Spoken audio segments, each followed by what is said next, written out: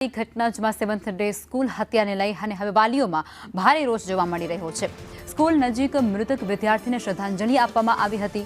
સ્કૂલની સામે જ સ્ટેજ બનાવી વાલી સંગઠન, વાલીઓ અને સંતો, મહંતોએ શ્રદ્ધાંજલિ આપી ન્યાયની ગુહાર લગાવી છે। શાળા સામે કાર્યવાહી કરવાની પણ ઉગ્ર માંગ થઈ રહી છે। સતત ચોથા દિવસથી શાળા પર પોલીસ બંદોબસ્ત ગોઠવાયેલો છે।